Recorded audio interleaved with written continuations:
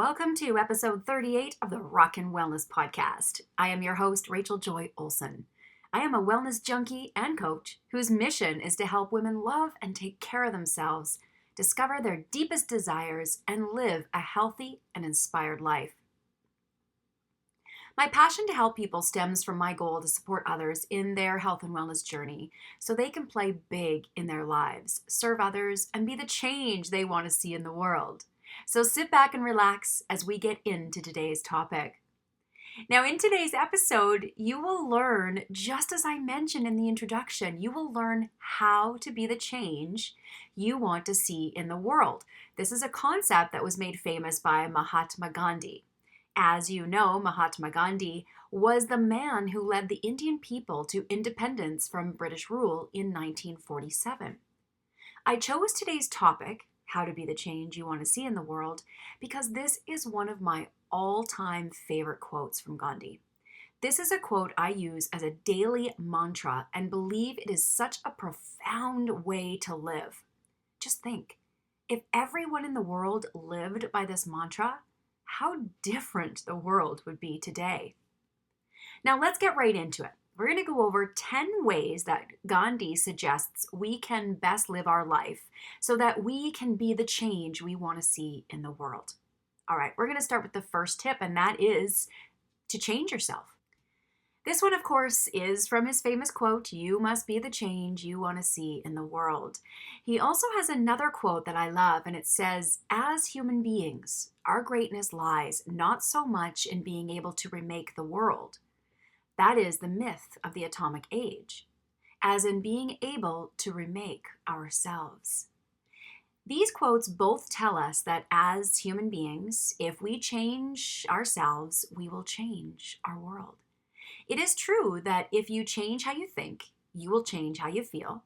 Then your actions will reflect your thoughts and the world around you will change. Your world changes because you are now viewing your environment through new lenses of thought and emotion, and because the change within can allow you to take action in ways you might not have ever even thought about while stuck in your old thought patterns. Many people just try to change by manipulating their outer world, such as moving to a new city, leaving or getting into a new relationship, or focusing on their outward appearance. The problem with changing your outer world without changing your inner world is that you will still be you when you reach that change you've strived for. You will still have your flaws, anger, negativity, self-sabotaging tendencies, and so on intact. In this state, you will still not find what you hoped for since your mind is still inundated with that negative stuff. If by chance you happen to get more without having some insight into your ego mind and distance yourself from your ego, it may grow more powerful. Since your ego loves to keep you playing small, keep you comfortable, divide things in your life, find enemies, and create separation, it may start to create even more problems and conflicts in your life and your world. Therefore, the change you want in your inner and outer world begins with you. The second tip from Gandhi is that you are in control. Gandhi is quoted to say, "Nobody can hurt me without my permission." This is a great quote because it reminds us that what we feel and how we react to something is always up to us. There may be a normal or common way to react to different things, but our reaction and response is always up to us. You can choose your own thoughts, reactions, and emotions to pretty much everything. If something you don't like happens to you, you don't have to freak out, overreact, or even react in a negative way at all. These types of reactions are often just a knee-jerk reaction that goes off or on an old habit that suddenly just kicks in. As you realize that no one outside of yourself can actually control how you feel, you can start to incorporate this thinking into your daily life and develop it as a thought habit. A habit that you can grow to be a more positive thought pattern and response over time. This will make a life a lot easier and more pleasurable when you don't allow others to control your thoughts and reactions. Now, the third tip is to forgive and let go.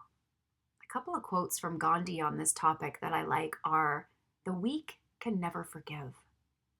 Forgiveness is the attribute of the strong. And an eye for an eye only ends up making the whole world blind." Oh, I just love those quotes. Fighting evil with evil won't help anyone. And unfortunately, there is far too much of that going on in this world. And as I mentioned in the previous tip, you always choose how to react to something. When you can incorporate this thought habit into your life, then you can react in a way that is more positive and beneficial to you and the others around you. Forgiving and letting go of the past will help you and the people in your world and do you all a great service. Forgiveness doesn't mean forgetting or telling the other person that their poor or hurtful behavior is okay. It's just releasing you from the negative energy that is likely holding you back. Spending your time holding on to some negative memory will not help you. If anything, it'll just cause you to lose the lessons you could actually learn from that experience.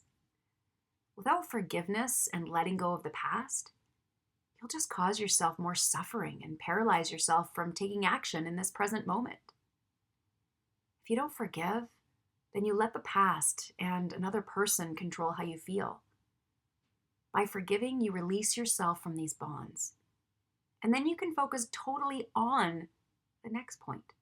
Have you ever done this? Have you ever held on to something far too long? I know I have. But since learning this lesson of forgiveness and letting go, it has become much more positive experience. Hating someone else because of what they did to you many years ago doesn't hurt anyone but you. I definitely know it's not easy to forgive, but it's also a very healing practice. I've seen many people well into their late years in life hold on to anger and grudges over things that happened to them decades ago. They end up being negative people and often have severe physical consequences from that anger building up inside. And I'll tell you, I made a promise to myself years ago that I did not want to end up being like that. It is sad and it's unfortunate. And the people that hang on for decades on end lose the experience that this life can give. In previous episodes, I've mentioned the book You Can Heal Your Life by Louise Hay, and she speaks a lot about this topic, that emotional issues have negative effects on our physical body, and the most powerful way to heal yourself is to deal with those negative emotions. I will place a link to her book in the show notes page, and if you haven't read this book yet or even own it as a reference guide, I highly recommend that you do. The fourth tip is without action, you aren't going anywhere. Gandhi says, "An ounce of practice is worth more than tons of preaching." It's true that we must take action towards where we want to go, or very little will be done. However, I understand that taking action can be hard and difficult, and there can be much inner resistance. But taking the first small step is key. So let's say you're wanting to lose weight, which so many people do. And they research and they think about it and they, maybe go through the fear cycle and, that sort of thing. And they spend a ton of time prepping. But then they never make the first step. They think they're not ready yet. They need to do one more thing. They need to get better shoes. They need to learn more, right? And the cycle kind of continues. Let's say you're somebody who wants to start a business. And you read and you study and you learn. And you could jump in, but you just don't feel like you're quite ready yet. What if you want to write? What if you want to be an author? And you think, okay, I'm going to read, I'm going to learn, I'm going to understand exactly what it's going to take to be a successful author. And you could step forward and just write, but you don't think you're ready yet. That's one thing that so many people do, myself included. I've done it over and over again. Is spending too much time reading, studying, learning, and focusing on self-improvement to get better at something, but getting little or no practical results in real life. So if you really want to get to where you want to go and understand your world, you absolutely need to take action. and translate the knowledge you have into results and understanding. Yes, you might fail. And sometimes you just need to push through your fear. Feeling like you're not good enough or smart enough is just, it's fear talking. It's the ego trying to keep you small. But what we need to do is just go for it. Decide to just take even a little action each day that will get you closer and closer to your dreams. Even the smallest of steps can make a huge difference. So take it from me. Trying to be perfect before you start never gets you anywhere. It took me a lot of years to figure that lesson out, and even sometimes it's a practice for me. Sometimes I'll catch myself, but I don't know enough yet. Okay, that's my sign to just go for it, see what happens. Yep, you might fall on your face, but that's okay. Falling on your face is often the best lessons in the world. Now, the next tip is to take care of this moment. In other words, stay in the present moment. To this point, Gandhi said, "I do not want to foresee the future. I am concerned with taking care of the present. God has given me no control over the moment following." Oh, I love that. One of the best ways that I have found to overcome the inner resistance that often stops us from taking action is to stay in the present moment as much as possible and be accepting of who you are and where you are in that present moment. When you're in the present moment, truly in the present, you don't worry about the future. You have no control over that anyway, so why focus on it? And the resistance to action that comes from you imagining negative future consequences or reflecting on past failures of your actions loses its power. And so it becomes easier to both take action and to keep your focus on the present moment, therefore allowing you to perform even better.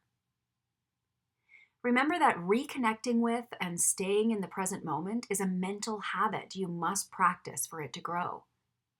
Over time, it becomes stronger, and you will find it gets easier to stay in the present moment rather than looking back and dwelling on the past or looking too far into the future. Yes, we can make plans. Yes, we can honor our past. But in the moment, it's ultimately the only moment that we have. The sixth tip is that everyone, including you, is only human. Gandhi said, "I claim to be a simple individual, liable to err like any other fellow mortal. I own, however, that I have humility enough to confess my errors and to retrace my steps." Another quote I like to this point is, "It is unwise to be too sure of one's own wisdom. It is healthy to be reminded that the strongest might weaken and the wisest might err." So when you start to make myths out of people or thinking that people can do no wrong, you run the risk of becoming disconnected from them. You start to feel like you could never achieve the amazing things that they have done because they're so different from you. But this is so far from the truth. No matter who a person is or how great you think they are, such as a successful business person, a celebrity, or a hero of some kind, it's important to keep in mind that everyone is just a human being. I think it's important to remember that we are all just human, and each one of us makes mistakes. Holding people to unreasonable standards, and that includes yourself, will only create more unnecessary conflicts in your world and negativity within you. We really see this a lot now with social media, don't we? People showing their best selves online, looking perfect. I've got the perfect life. I've got the perfect body. I've got the perfect this or the perfect that. And then when outsiders start to look at these pictures and this perfection, they start to feel bad about themselves because they know they're not perfect. But they forget that neither are the people online. That's why I love it when some of these influencers or people who are always showing their perfect selves once in a while actually show the flaws.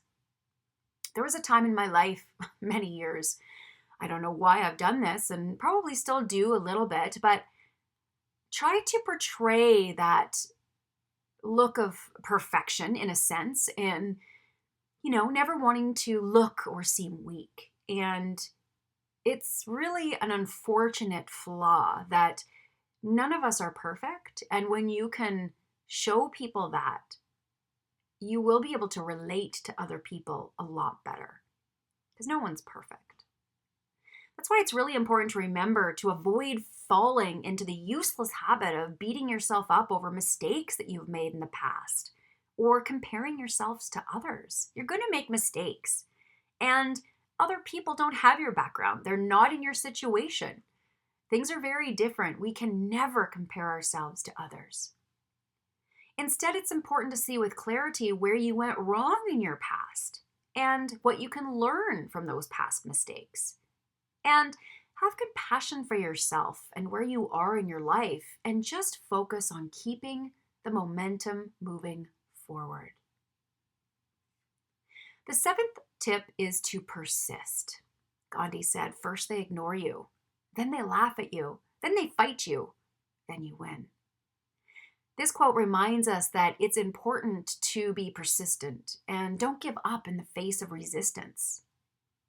In time, the opposition and resistance around you will fade and fall away.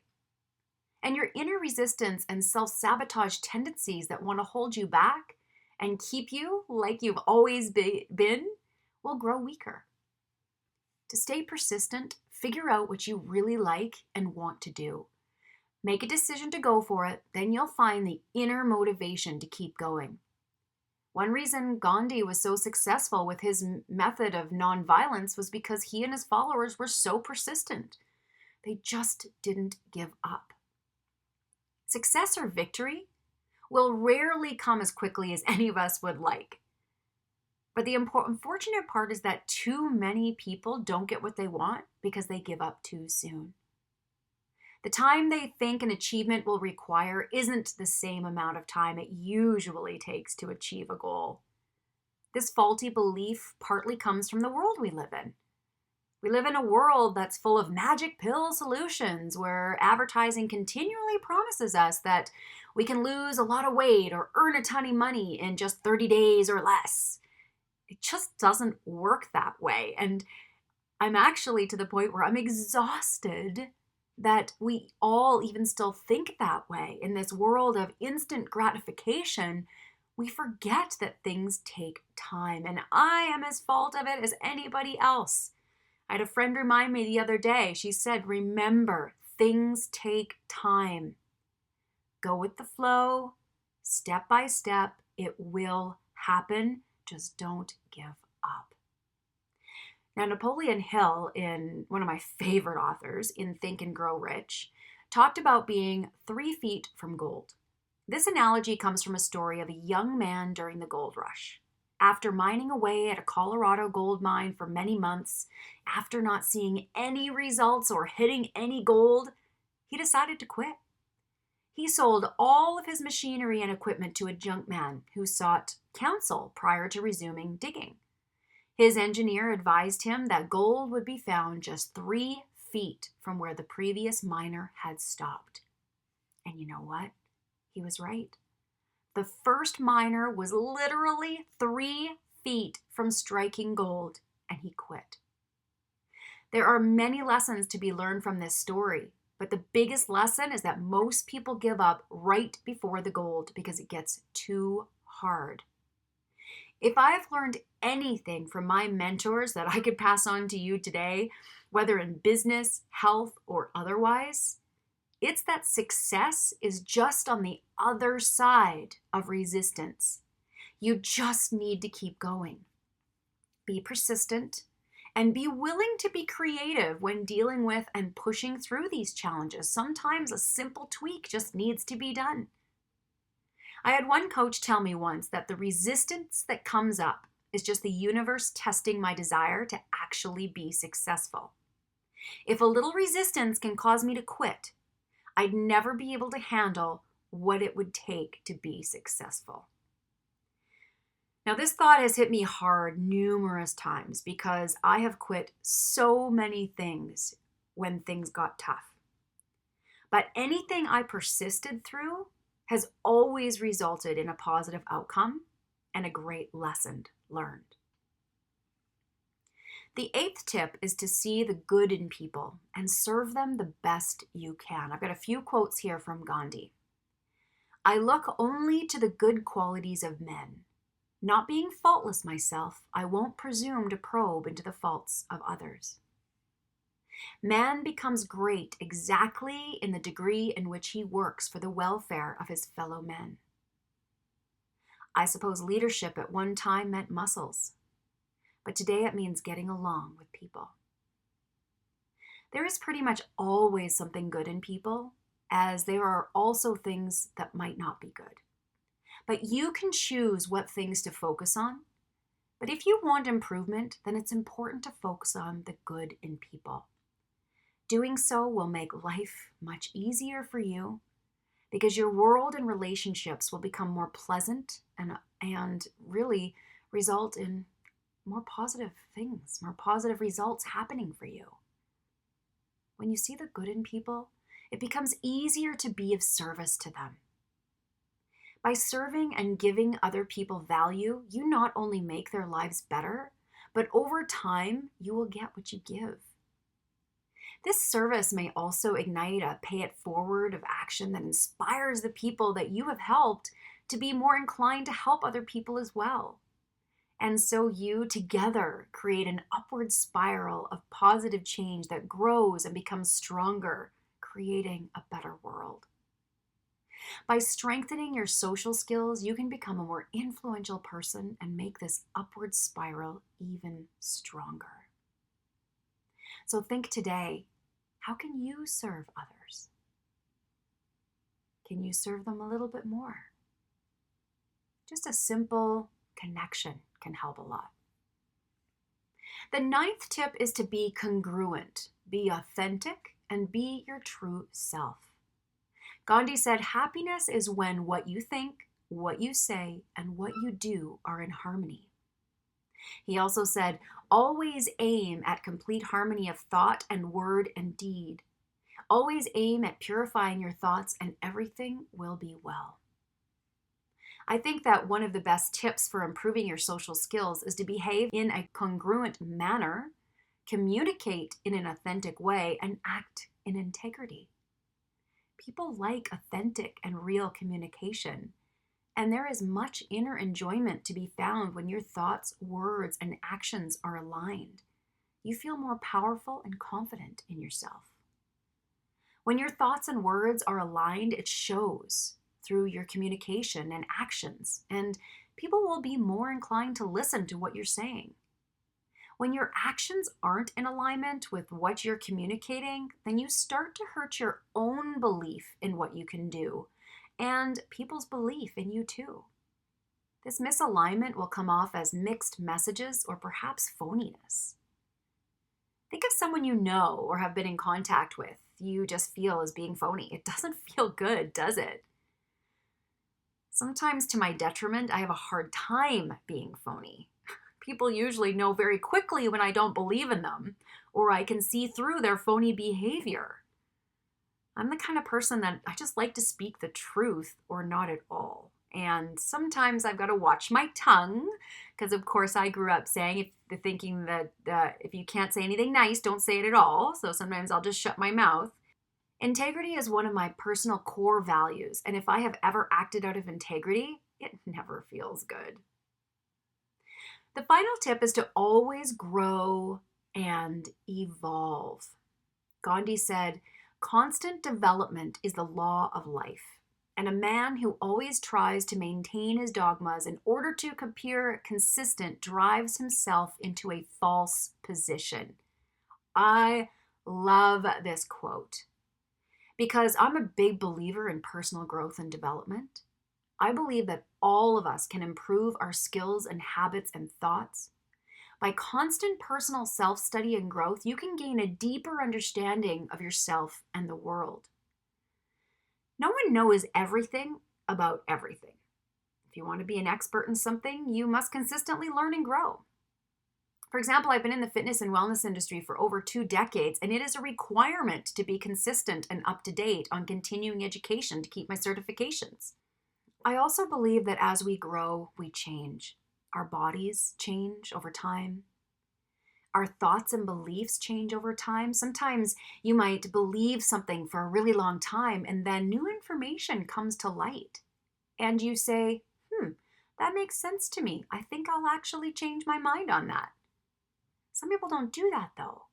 Some people don't want to look wrong, or, they just want to stick to their guns. And even in the face of new information, they hang on to those old thought patterns and beliefs.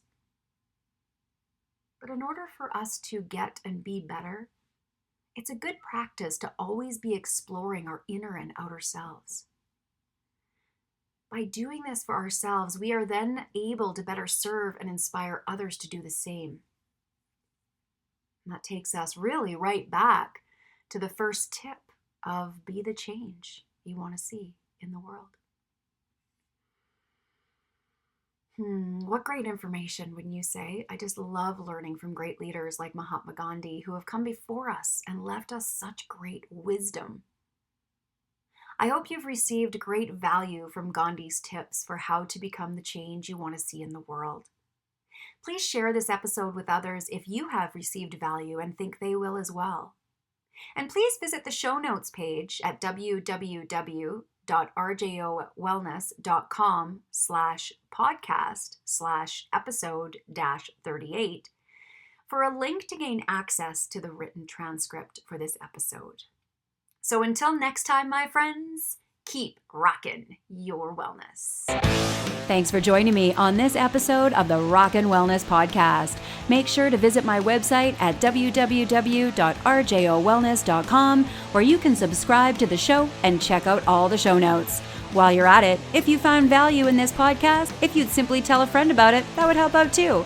You may choose to join the R.J.O Wellness community to take advantage of the freebies, courses, and coaching that will take your voyage to the next level, or support this podcast with your monthly membership. Until next time, my friends, keep rocking your wellness.